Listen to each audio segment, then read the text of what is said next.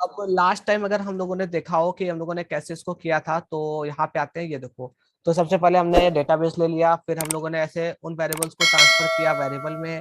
Then हमने sequel लिखी, माई sequel, ये सब किया, सब कुछ सही है और सब सही है। तो अभी हम लोग यहाँ पे आते हैं और एक नया तरीका देखते हैं। तो एक एक एक्सट्रैक्ट फंक्शन होता है, देखो क्या होता है, एक्सट्रैक्ट फंक्शन होता है। ये फंक्शन क्या करता है ये हम बताएंगे, ठीक है। अब एक्सट्रैक्ट फंक्शन हम बताते हैं और हम यहाँ लिखेंगे स्ट्रिंग पोस्ट, ठीक है। तो अभी हमारा जो एक्सट्रैक्ट फंक्शन का काम होता है वो किसी भी एरे को एक्सट्रैक्ट करने का होता है। ये अभी हम लोग देख लेंगे कैसे होता है, ठीक है। तो हमने इसे एक्सट्रैक्ट कर लिया और अब हम यहाँ पे लिखेंगे string equal is equal to, लिखेंगे इंसर्ट इनटू, और नाम है मेरा, टेबल का नाम क्या है मैं देख लेता हूँ चल के। तो वो है स्टॉक आइटम, तो मैंने लिखा स्टॉक अंडरस्कोर आइटम, ठीक है। और फिर मैंने यहाँ पे कॉलम्स लिखूंगा और यहाँ पे लिखूंगा मैं वैल्यूज, और ऐसे लिखूंगा, ठीक है। तो अब यहाँ पे देखते हैं क्या क्या कॉलम्स है। तो स्टॉक आइटम पे क्लिक किया तो है एक स्टॉक नेम है, तो मैंने लिखा stock name, comma cell rate है, और कॉमा फिर क्या था, परचेज का रेट है, तो मैंने लिखा purchase rate, comma closing amount का कोई मतलब नहीं है तो मैंने इसे ऐसे ही रख दिया, ठीक है। और फिर मैंने ऐसे किया और यहाँ पे ऐसे किया, यहाँ पे ऐसे और यहाँ पे ऐसे। तो अब स्टॉक नेम क्या है, तो यहाँ पे मैं देखता हूँ क्या है, इसका स्टॉक आइटम लिखा है मैंने। तो उसका भी लेवल चेंज कर लेता हूँ जिससे कि कंफ्यूजन ना हो। तो हम यहाँ लिखेंगे स्ट्रिंग और ऐसे स्टॉक नेम। सेल रेट, तो इसका भी सेल रेट है, देखते हैं यहाँ पे क्या है, सेल रेट ही है। तो मैंने यहाँ पे सेल रेट कर दिया, और स्ट्रिंग परचेज रेट है, तो परचेज रेट का परचेज रेट ही है, ठीक है। और इसकी हमें जरूरत नहीं। तो ये हमारी सिक्वल रेडी हो गई।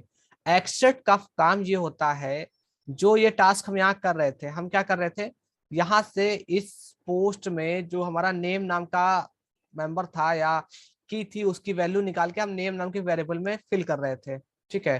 तो ये काम वही करता है, जो यहाँ पे जितनी की होती है वो उनको वेरिएबल बना के हमें क्या करता है, प्रोवाइड कर देता है। तो ये जो हम काम कर रहे थे इस काम को शॉर्ट ट्रिक में इसने कर दिया मेरा। तो नॉर्मली हम वैसे यूज कर रहे हैं वेरिएबल, ठीक है। तो ये तरीका होता है एक्सट्रैक्ट का। तो हमें इतनी लाइनें लिखने की बजाय हम एक लाइन एक्सट्रैक्ट लिख देंगे और पोस्ट डाल देंगे उसमें, तो वो सारे वेरिएबल्स को तुरंत एक्सट्रैक्ट कर देगा हमारे इस वेरिएबल्स में, ठीक है। चाहो तो आप यहाँ पे इको करा सकते हो वैसे, ठीक है, जिसके हमें पता चलेगा कि हमारी सिक्वल सही है या नहीं है, ठीक है। देन हमने बोला था कि फॉर्म आएगा और फॉर्म पे हम क्या करेंगे, उसका एक्शन सेट करेंगे। तो हम लिखेंगे ऐड स्टॉक।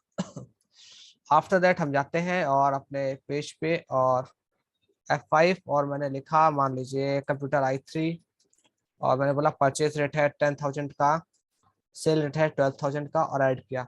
तो देखिए यहाँ पे सिक्वल पूरी प्रॉपर बन चुकी है, ठीक है। इसका मतलब सब कुछ सही है, ठीक है। तो मैंने बोला इफ, अगर, और यहाँ पे मेरा है सिक्वल चलाने का तरीका, मैं कनेक्शन बनाता हूँ और मैंने कहा अगर ये कनेक्शन चल जाता है तो आप क्या कीजिए, पेज को मेरे रिडायरेक्ट कर दीजिएगा। कहाँ पे, जहां से हम लोग आ रहे हैं, तो वो है स्टॉक ऐड। तो मैंने यहाँ पे लिखा स्टॉक ऐड, ठीक है। फिर मैं यहाँ पे एक क्वेश्चन मार्क लगाता हूँ और मैं लिखता हूँ status is equal to success, success, ठीक है। और अगर ऐसा नहीं होता है तो एल्स करेंगे और यहाँ पे बोलेंगे, रिडायरेक्ट हम तब भी करेंगे, हम स्टेटस पे लिख देंगे फेल, और क्या बोल देंगे इसको यहाँ पर, एंड लगा देंगे और हम बोलेंगे मैसेज इज इक्वल टू, और यहाँ पे हम लिख देंगे डॉट माई सिक्वली एरर, और मैं लिख दूंगा कनेक्शन, ठीक है। अभी ये क्या है, अभी इस चीज को भी हम लोग थोड़ा सा भी समझ लेते हैं। तो नॉर्मली हमने एक क्वेरी मारी और सिक्वल हो गया मेरा, कनेक्शन पे सिक्वल हो गया, ठीक है, सब बराबर है इस वक्त। तो मैंने F5 किया और कंटिन्यू किया। तो देखिए यहाँ पे ऊपर स्टेटस आ रहा है सक्सेस, इसका मतलब हुआ कि हमारा रिकॉर्ड पंच हो चुका है। तो हम देखते हैं आकर पंच हुआ या नहीं हुआ। तो ब्राउज पे क्लिक कीजिए, तो देखिए रिकॉर्ड पंच हो चुका है, ठीक है। अब उस स्टेटस का बेनिफिट क्या था, अभी मैं बताता हूँ। अब मुझे यहाँ पे कोई मैसेज नहीं मिल रहा है रिकॉर्ड ऐड हुआ या नहीं हुआ।